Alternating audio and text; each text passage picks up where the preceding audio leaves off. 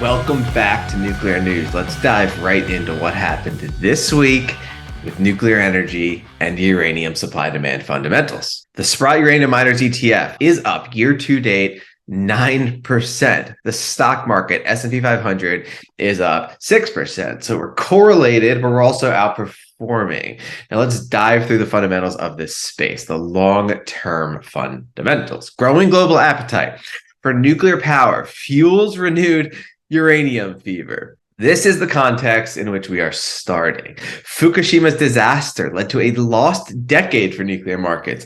Russia, low carbon goals helped stage a comeback. This is the reason the uranium spot price was down so much between 2011 and 2021 because we had a lost decade. Well, now we're getting the exact opposite of a lost decade. So this is where we're beginning the nuclear energy renaissance from. State of nuclear in the US, 92 commercial reactors, 19% of US electricity generation, 50% of clean power production, almost 500,000 jobs, and only one SMR certified, only one. And we're going to dive through the news talking about how more and more of these are going to roll out, but this speaks to how early stage we are. Only one certified SMR, 2 reactors under construction. Now, with that in mind, the Biden admin offers $1.2 billion for distressed shut nuclear plants, the federal government pumping billions of dollars into nuclear energy infrastructure. President Joe Biden's climate team believes nuclear power is a crucial source of virtually carbon-free electricity needed to be maintained and expanded to reach his pledge of what it calls 100% clean electricity by 2035. So we already know, based on that previous graphic, that it makes up 50% of clean energy now. So it seems like what their goal is, and the only realistic goal, is for nuclear energy to maintain that 50% market share. But if we're at 100% clean energy by 2035, that would imply that nuclear power is powering like 50% at least of the entire electricity generation of the United States one day. Something like that. Boom! Previously set to prematurely retire in 2025, California's Diablo Canyon nuclear power plant is now being allowed to keep on running as US NRC process requests for 20-year life extensions. So just like clockwork, the federal government pours money into the space and nuclear power reactors wake up, and all of the forecasted nuclear demand models start to accelerate up as the demand for the crucial resource that goes into these reactors starts to pick up and accelerate. U.S. Department of Energy releases guidance for second award cycle of bipartisan infrastructure law's $6 billion civil nuclear credits program.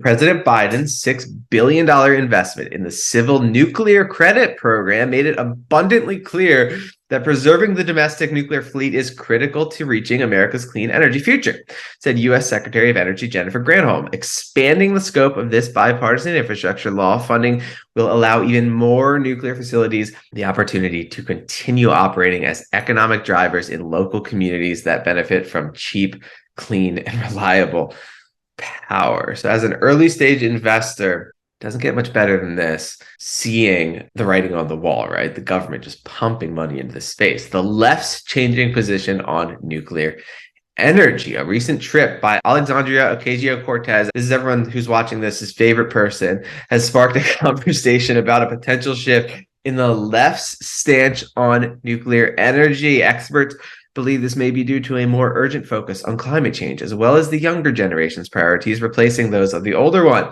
While nuclear energy is seen as a zero-emission option to plug the gap of gas and coal, it is unclear if it can meet America's future electricity needs. You know what's really unclear? If solar and wind can meet America's future electricity needs. So it's way more clear that nuclear energy can meet that than any other fuel source. So we have this great reawakening of nuclear power in the United States, and then we have this geopolitical wrench just adding the fuel to the fire of the quick demand needed for more resources in this space. The United States stands along the United Kingdom in support of Ukraine against Russia's brutal war and its weaponization of energy markets. This is from the Department of Energy on March 1st, speaking to how the US government has a priority to move away from Eastern uranium and to develop its own infrastructure. And that's what we're seeing, money pouring into this space.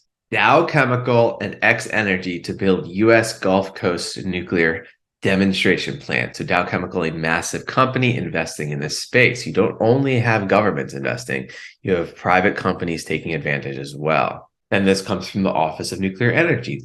Westinghouse Nuclear just built this 12-foot heat pipe. It's one of the largest of its kind ever built and will be used to inform the design of their transportable eVinci microreactor that could be operational within the decade.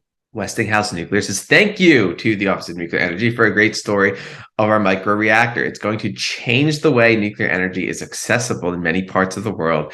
And we're Westinghouse proud of our team. So again, just getting started rolling out this revolutionary technology, which is going to expand the government's ambitions for making nuclear a massive source of energy in the US and abroad. Western US cities vote to move ahead with novel nuclear power plant. Plans for the first US small modular power reactor got a boost on Tuesday as some Western cities vowed to continue with the NuScale Power Core project despite a jump in projected costs. The consortium of cities in Utah, Idaho, New Mexico, and Nevada, called Utah Associated Municipal Power Systems, green-lighted the project's budget and finance plan with 26 of 27 approving. Again, still in the early stages of the mass rollout of nuclear generation technology. That's the US story. Obviously, massively bullish in the US.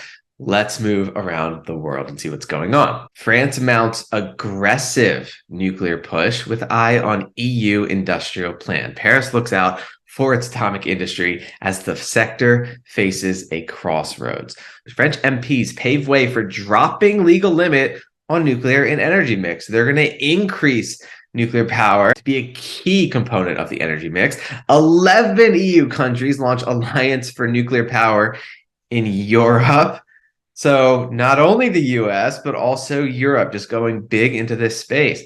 Then Bulgaria, Westinghouse signs agreement to begin planning for new nuclear. Czech Republic, 2 coal sites in running for SMRs as Prague steps up nuclear plans. And then even Russia ready to bring nuclear power to Sri Lanka. So just a massive reawakening, a global renaissance, huge demand picking up for this energy source.